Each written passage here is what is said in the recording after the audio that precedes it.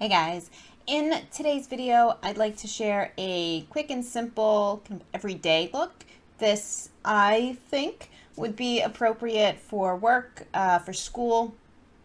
I of course work for myself and I haven't been in school for many years, so I might be wrong, but hopefully you enjoy this tutorial anyway. Alright, let me get my hair out of the way. I already have my face primed with the e.l.f. Hydrating Face Primer. It's the kind of really pretty bluish one, $6. It's a great primer for kind of smoothing the skin out. It's maybe not ideal for my combination at the moment skin type. My nose and my forehead get oily, but it's a little later in the day and this doesn't have to last for very long, so I'm not worried about it at the moment.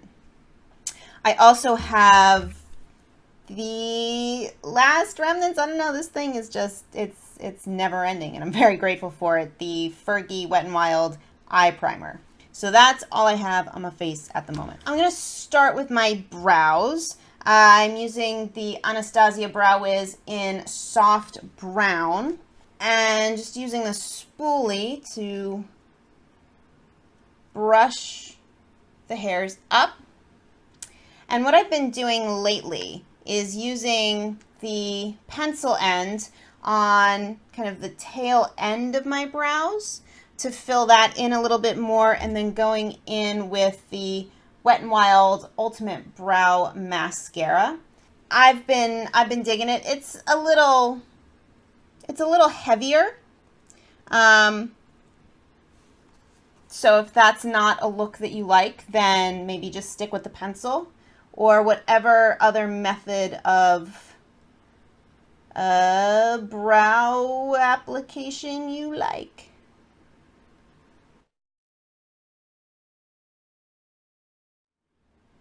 Now, I usually don't worry too much about making my brows identical because I would drive myself crazy and I don't think it would ever happen. So I just try to make them look as even and not nuts as possible. So the pencil is on, and now I'm just going to take this brow gel. This is a nice gel. It's got a tint to it. This is in the shade Blonder Over Yonder. It's got a little hold, but a lot of product does come out on the brush, so be mindful.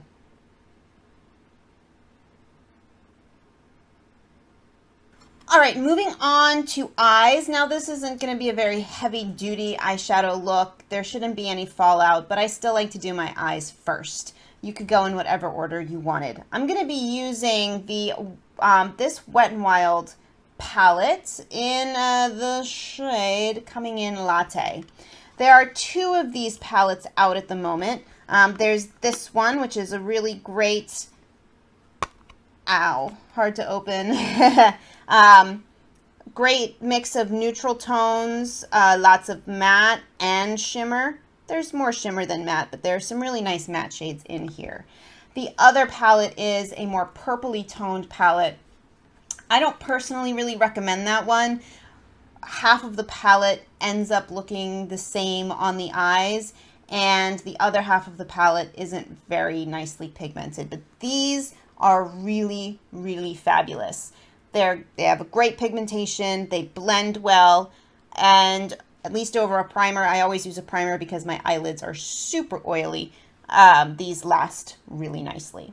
So I'm going to go in with a fluffy crease brush. We're just going to use two different shadows, maybe three if I'm feeling fancy.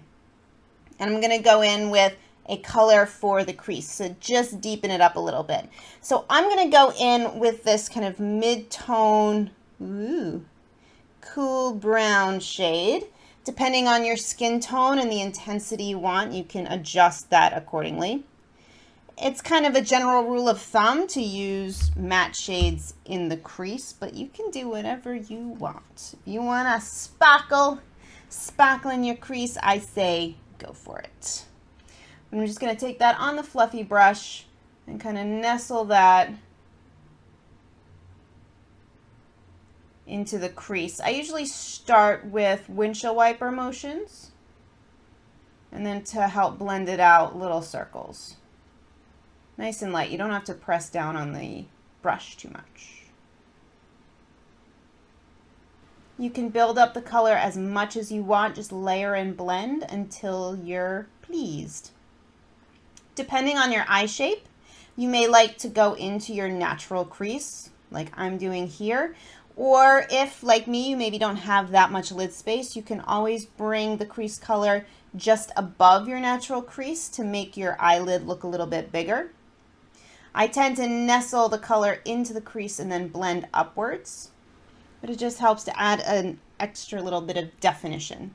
You could, of course, just use one shadow, blend it all over the lid. But this will just help to add a little bit of definition. Now going into a shade for the lid. You can use this placement as a blueprint for simple looks. You can use whatever colors you'd like. Now, if you wanted to keep this look quite subdued, especially if you have a similar skin tone to me, this shade at the end might be nice. It's kind of a satin finish. It's not quite as shimmery as the others. And like I said, if you have a similar skin tone to mine, this is pretty similar to my eyelid shade anyway. So you could use a matte or a satin finish shadow that matches your skin tone. I'm going to add a little bit more sparkle, so I'm going to go in to the kind of taupey shade here on the side of that crease color. Using a flat brush. This is, well, it's not completely flat, but it's a little bit more dense. This is a Real Techniques shading brush. And I'm just going to kind of pat that onto the lid. Pat and swipe. Now, an option you have here is to add a highlight color or a transition color along the edge of your crease shade. So I'm going to go into that palest shade, that kind of satiny one, on the fluffy brush and just kind of blend out the edge just to soften it up a little bit. Then I'm going to put on a layer of mascara before moving on to the skin, and then we'll go back into the eyes in a moment. I'm using my Essence Lash Princess False Lash Effect Mascara. It's not my favorite mascara ever. It's definitely workable, and it's really inexpensive, so it might be one to check out. But it's just what I have around at the moment. I am happy to hear any suggestions, I want to say requests, but that's not what I mean. I mean suggestions. Any suggestions you have for a cruelty-free mascara, especially if it's drugstore priced. Okay, moving on to skin. I'm going to be using the Ulta Demi-Matte foundation. I have it in the shade Classic Ivory. If you watched my November favorites, Mez and fails video, you will know that this is not my favorite foundation ever. But like I said at the beginning, I'm not keeping this makeup on for very long. It's fine, you know, at the beginning. I find it just doesn't last very well, at least not on my skin. So I'm just kind of slapping it everywhere. And you can, of course, blend this in with fingers, with a sponge, or I'm going to be using a Real Techniques Sculpting brush, which is one of my favorites for foundation.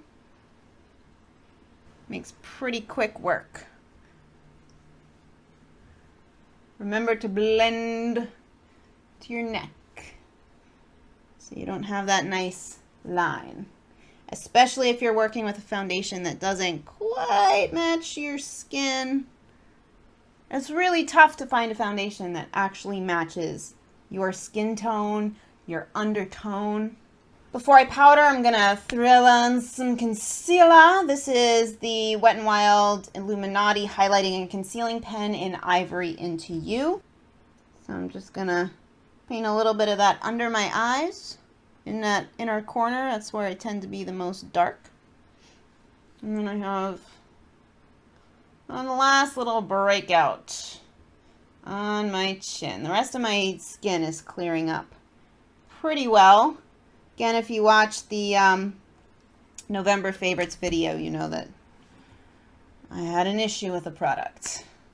Did not like my skin. Again, you could blend that in with fingers. That's actually quite a nice concealer to blend in with fingers. It responds well, but I'm just going to use unnecessary products, and this is the Deluxe Crease Brush from Real Techniques. I say unnecessary. Well, it is kind of unnecessary because you can just use your fingers. But the brush is also really nice. Okay, so now I'm going to set. I'm using the last remnants of this Wet n Wild Coverall powder, if it will focus. It's not going to focus, but it's the Wet n Wild Coverall powder in Fair, which I actually am not finding anymore. I am noticing that only Rite Aid around me. I'm going to set under my eyes with the Real Techniques setting brush. Only Rite Aids around me have any of these kind of more old school Wet n Wild skin products, like the Coverall powders, the foundation. I noticed those are kind of phased out of the displays at CVS and Walgreens. And then setting the rest of my face with an e.l.f. Complexion Brush, which makes me a little nervous because this is my favorite powder of all time. And the last couple of Rite Aids I've been to don't have the Fair shade anymore. They have Fair Light and then Light. I've used the light shade before and it was a little bit too off. Not necessarily too dark, but it was too kind of orangey. It was really obvious, and this is perfection. It's hard. I have a bit of a heavy hand with powder, as you may have just noticed. So I love this because A, it's super cheap, and B, it doesn't look heavy and cakey, even when you get a little carried away. Okay, I'm going to go back into the eyes really quick. Now, of course, you could just leave the eyes like this. This is a perfectly acceptable look. I'm going to add a little bit more on. So I'm going to go back into that original crease shade, the matte one, with a Real Techniques accent brush, or any little brush will do. And I just want to bring this along the lower lash line just to add the subtlest bit of definition. So from the outside corner, I'm drawing it in, and because this is not too far away from my skin tone in general, it shouldn't look too glaring. I don't think that's the right word, but it's what's coming to mind. Just kind of blend that up into the top corner.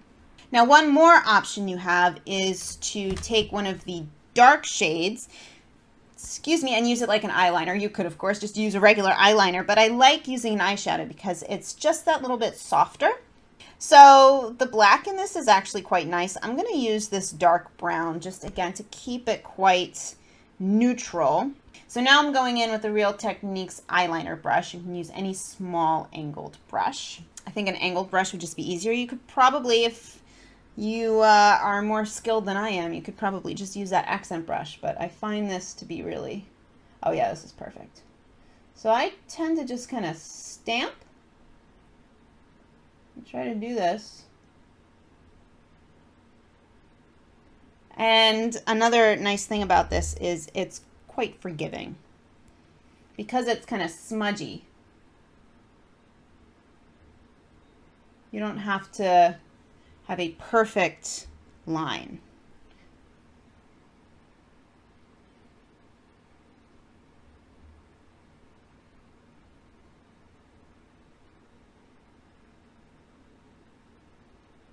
You could even wing this out if you want. It doesn't really work with my eye shape, but see the difference?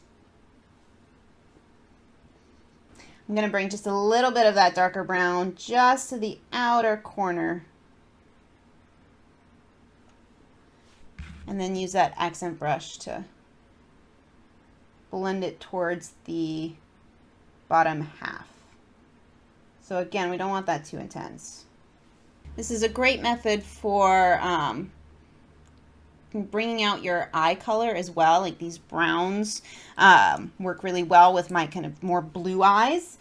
You could use dark kind of plummy purples if you have green eyes, dark blues, navies. You could keep this looking quite neutral, but also play with color and play up the color of your eyes, which is a nice thing about this sort of method.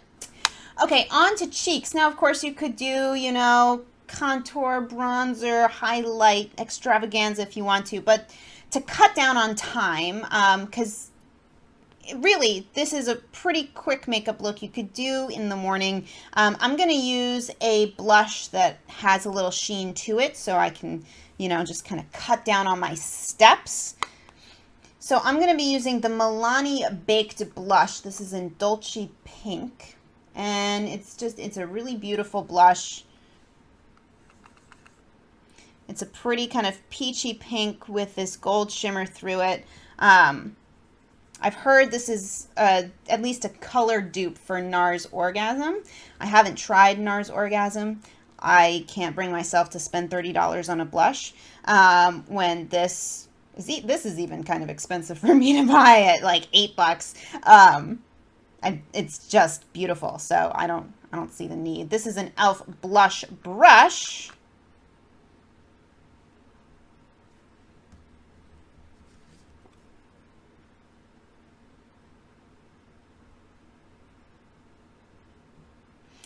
And I like to just kind of blend the apples and blend up. All right, so another really cool thing about this kind of look is it can be paired with pretty much any lip. So I'm going to be showing you 4 different lip options. And obviously these are not the only lip options ever, but they're some common ones. And you can see how they are. First one is nude.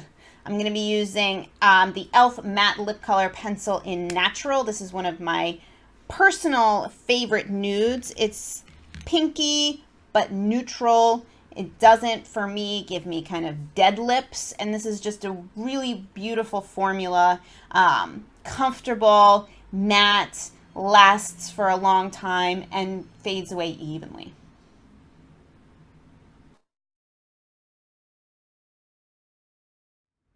So there's the look with a nude lip. Next, we're going in with a soft, neutral pink. And this is the shade Fig from Bite Beauty.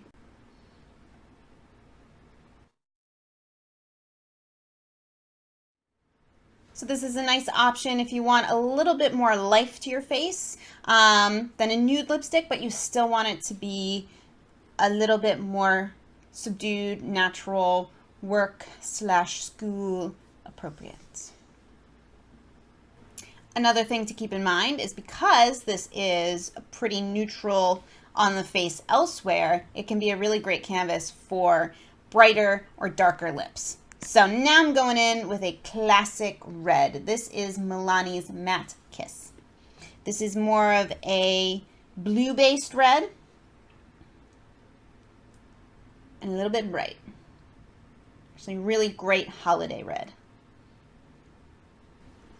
So there it is with a red lip. Finally, let's grab a vampy one. So this is an Ulta Matte lipstick in the color Mulberry.